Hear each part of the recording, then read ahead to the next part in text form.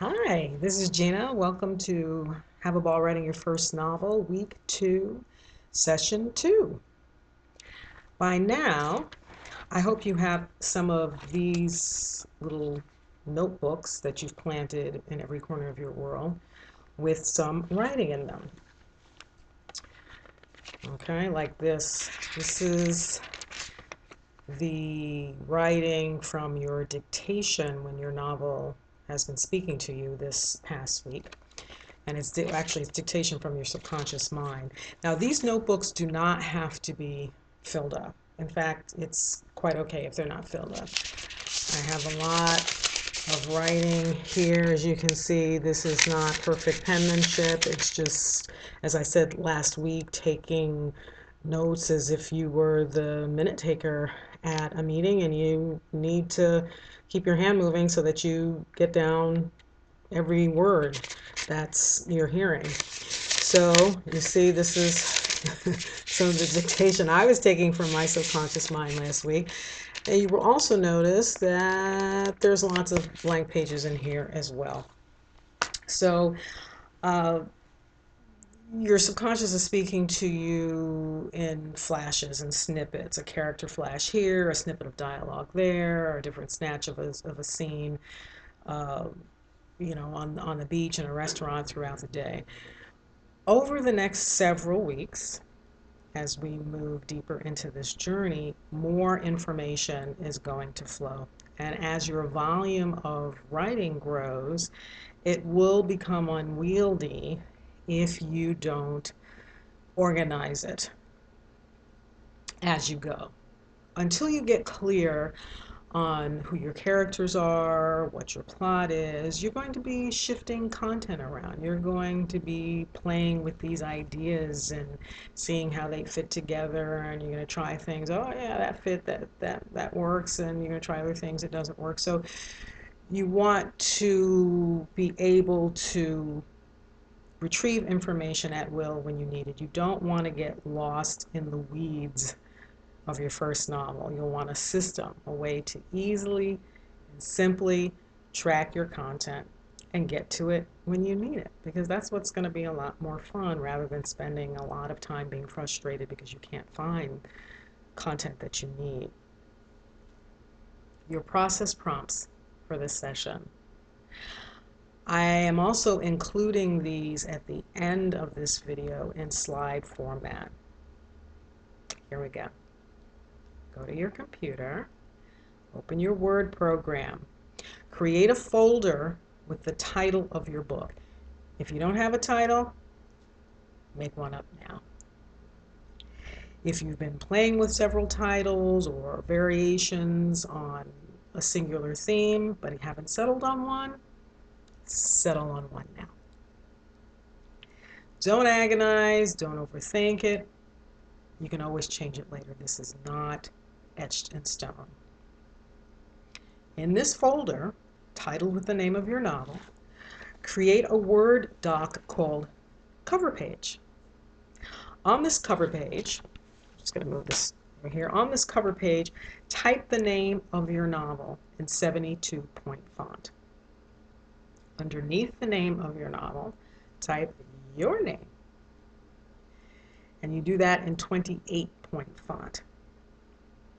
At 72-point font for the title, at this size, mega, it will likely require 2 lines unless your title is very short. So then we have the name in 28-point font, center, save the doc, close the doc. We will get back to that later. Create a new folder. This is a folder inside your title folder. All right, so the title of your novel is, let's call it, just work with the title Black and Blinces. That's actually the title of one of my nonfiction books, but it's pithy, it's easy to deal with, and I want to be as concrete as possible in this 12-week journey. So, Black and Blinces is the name of your novel. That's what you call the folder, because everything from here on out is going to go in that folder. That's your main folder. Inside you have a document, the cover page, black and blinces, 72-point font, Gina Greenlee, 28-point font, centered, close, save, done. Within this main document with the name of your novel, again, we're using black and blinces as an example, you create a new folder called Sandboxes. In this new folder called Sandboxes, it's a subfolder of your title folder, open a new Word document. In this Word document, you will transfer the handwritten content from your mini notebooks in which you have been taking dictation from your subconscious mind for the past week to 10 days. Yay, fun, huh? Very important point numero uno. As you type in the content from your notebooks into this new Word doc called Sandbox, new ideas flowing from the ones you are typing, you are transcribing, are going to start to flow. So you're transcribing the notes, and whew, an idea pops, and you're just going to start going. You've ceased to transcribe now. You're actually writing new content. You will find yourself creating this new content as you go, and in this flow, you are, as I said, you are no longer transcribing what you've written into typed format. You are writing original content directly into your Sandbox Word document. In other words, you are moving back and forth between these two activities. You are transcribing handwritten notes, okay, activity number one, and at the same time, you're typing new content triggered from the handwritten notes. So you're toggling between these two activities. As I said in session one, the previous session of this week, week 2, creativity and structure are not mutually exclusive. It's not either or, it's both and. So you are toggling between these two activities. They don't contradict, they interplay. And this is something that you're going to practice. But I suspect you will find that it's going to be pretty easy, and that's why the name of this 12-week journey is Have a Ball, because this is just going to pop it. Again, all you have to do is listen, pay attention and listen. So, very important point number one. As you are transcribing your notes, this new content is going to emerge, and you're just going to get into that flow. Stay in that flow. Keep going. Don't stop this flow of new content because you think, oh, no, I have to get back to transcribing. Just stay in this groove. Stay in this rhythm. And when you come to an organic stopping point, meaning you've exhausted this particular thread of new content, go back to transcribing from your notes.